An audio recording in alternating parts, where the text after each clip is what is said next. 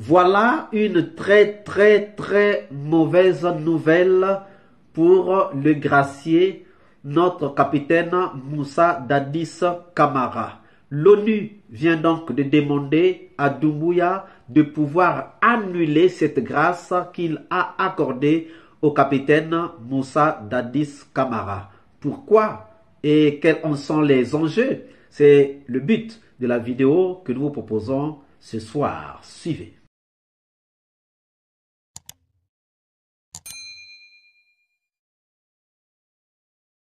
Bonjour, bonsoir. Cela dépend de l'heure à laquelle vous regardez cette vidéo. Bienvenue si vous nous découvrez pour une première fois. Encore un réel plaisir pour moi de venir devant vos écrans vous exposer les analyses du Soleil d'Afrique. Mauvaise nouvelle pour le capitaine Moussa Dadis Camara qui venait à peine d'être gracié après avoir été condamné à 20 ans d'emprisonnement pour crimes contre l'humanité dont les massacres du 28 septembre 2009. Qui le dit? Ce n'est pas Soleil d'Afrique, mais qui le dit? C'est Seif Magango qui est porte-parole de l'ONU aux droits de l'homme. Chers amis, c'est vrai que ça ne fait pas plaisir à beaucoup de gens que nous puissions parler de l'illégalité de cette grâce accordée à Dadis Camara.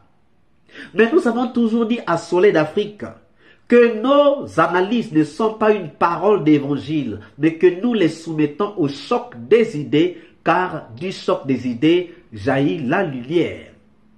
Nous n'avons jamais été contre ceux qui pensent contrairement à nous.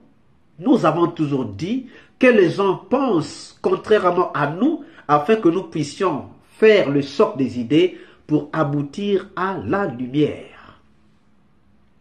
Je vous le disais hier, chers amis, que cette grâce accordée à Dadis Camara était une corde. L'ONU n'avait pas encore parlé, mais je vous le disais hier que c'était une corde. Revenez encore sur la vidéo faite hier à midi. J'ai dit de la grâce à la corde. Dadis Camara est passé de la grâce à la corde.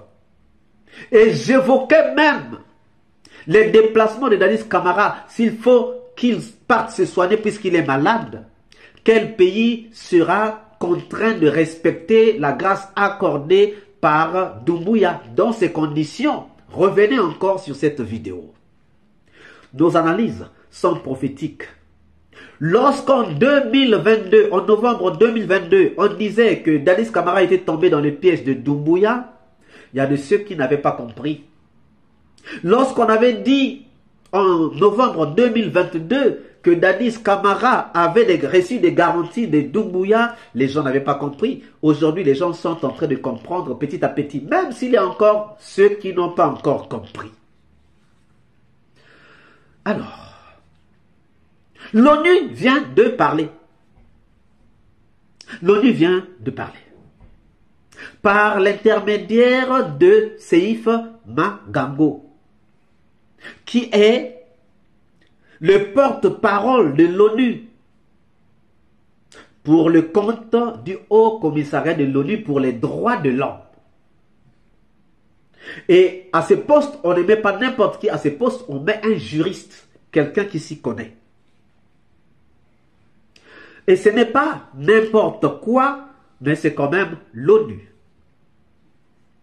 Alors, chers amis, qu'est-ce qu'il a dit? Prenons d'abord le contenu. Prenons d'abord le contenu. C'est paru aujourd'hui, depuis hier en fait, c'est hier mardi, le 1er avril, que la communication a été faite, que le communiqué a été fait par Seif Magango. Il demande, c'est-à-dire l'ONU, parce que lui ne parle que pour l'ONU, l'ONU demande l'annulation de la grâce présidentielle accordée à Dadis Camara. Je prends les 5 points les plus importants.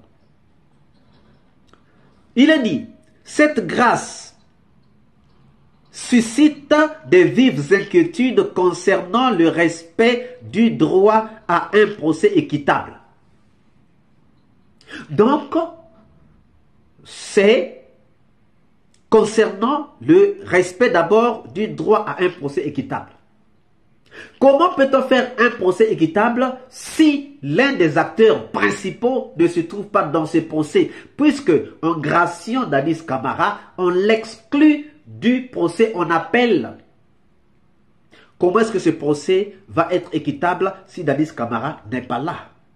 Ça, c'est le premier point et c'est la première question que nous posons et qui nous est fait poser par l'ONU, par la bouche de Seif Magango. Le deuxième point, il est dit, cette grâce ignore les droits des victimes à des recours.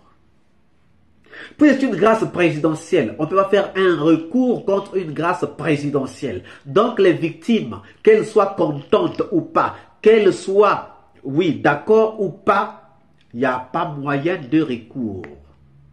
Donc on met bas à terre. C'est pour dire, victime, taisez-vous.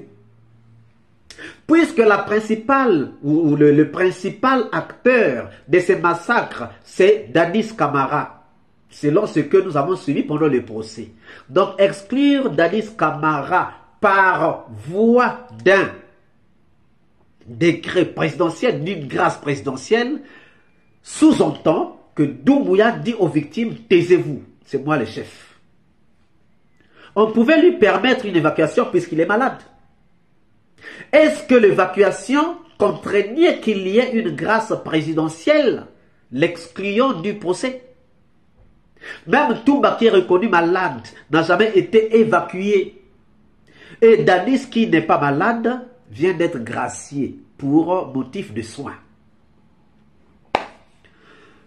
Le troisième point, il est dit ceci, que cette grâce fragilise les procédures judiciaires nationales.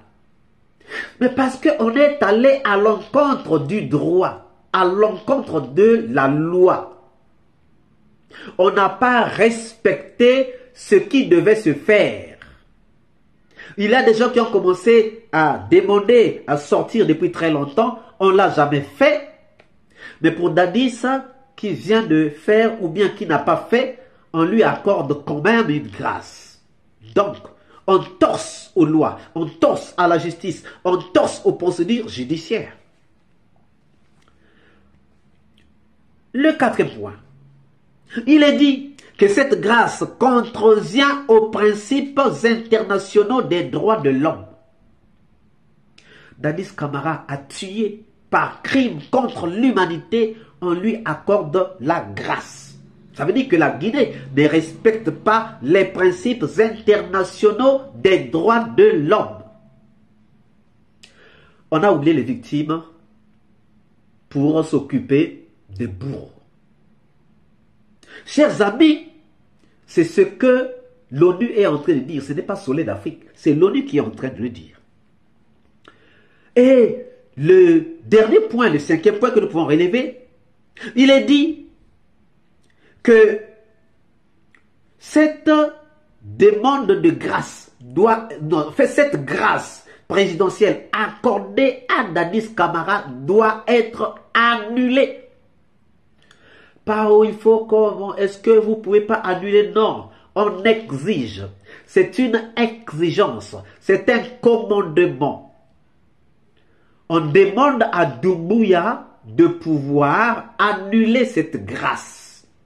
Oui, parce qu'il en a le droit. Il en a le droit. Donc, la position de l'ONU, c'est de pouvoir annuler cette grâce. L'ONU ne veut pas entendre parler de cette grâce présidentielle accordée à Dadis Camara. Chers amis, posons-nous maintenant quelques questions. Puisque nous savons dire que l'ONU est contre cette grâce.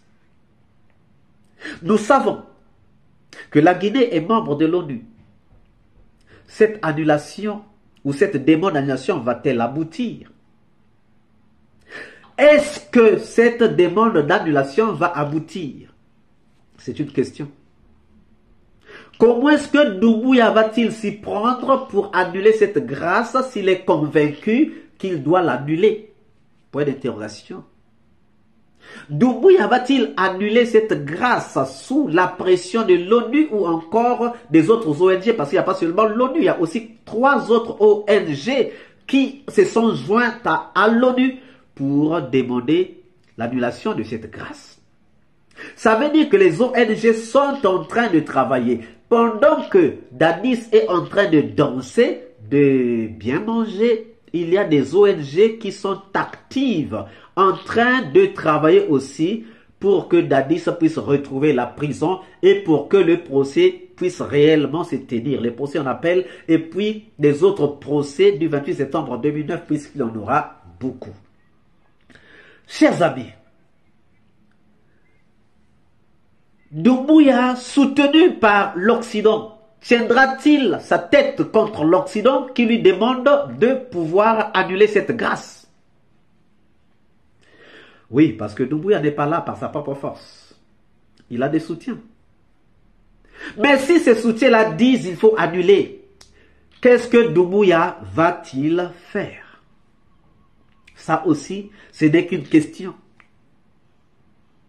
Dadis a-t-il toujours ses garanties à l'extérieur? Est-ce que Dadis peut aller à l'extérieur avec cette démonstration de grâce sans qu'il ne soit inquiété? C'était l'une des questions qu'on se posait hier, chers amis. Excusez-moi. Hier, on le disait que cette grâce-là, c'est une corde au cou de Dadis Camara. Parce que ça sera dangereux pour lui d'aller à l'extérieur lorsque c'est boudé. Et là, l'ONU n'avait pas encore parlé. Voilà pourquoi nous disons que nos analyses sont des analyses prophétiques. Dadis Camara, combien de fois sera-t-il donc dupé? Lorsque les Damerots disaient que Dadis Camara ne devait pas accepter un deal, c'était bien longtemps.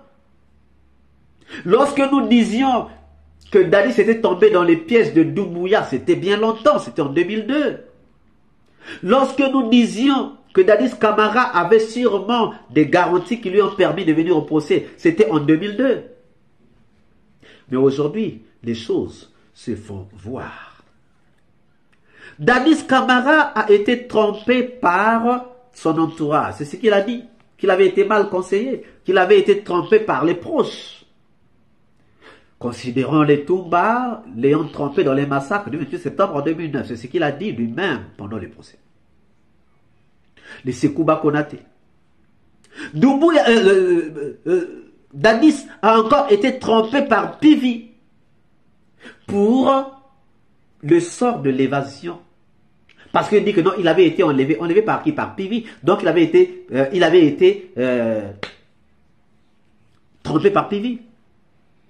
Encore, Dadis trompé aujourd'hui par Doumbouya en lui accordant une grâce, alors que Dadis pouvait savoir, pouvait comprendre que cette grâce allait lui attirer des problèmes.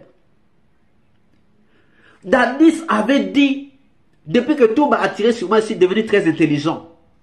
Où est donc partie l'intelligence de Dadis pour accepter cette grâce qui lui a été accordée par le général Doumbouya? Dadis a-t-il perdu son intelligence comme il le disait? Ce qui est vrai, c'est que l'ONU conteste et on verra qu'est-ce qui va arriver. Que pensez-vous de cette demande d'annulation de la grâce accordée à Dadis Camara? Nous attendons vos réponses dans les commentaires. Si cette vidéo vous a plu, ne manquez pas de laisser un pouce bleu, de commenter, de partager. Et si vous n'êtes pas encore abonné, c'est le moment de vous abonner. Surtout de ne pas manquer d'activer la cloche de notification afin d'être averti à temps réel de toutes nos prochaines publications. Quant à moi, je vous dis à très bientôt pour une nouvelle capsule. Soleil d'Afrique, toujours une longueur d'avance dans les analyses. Ciao.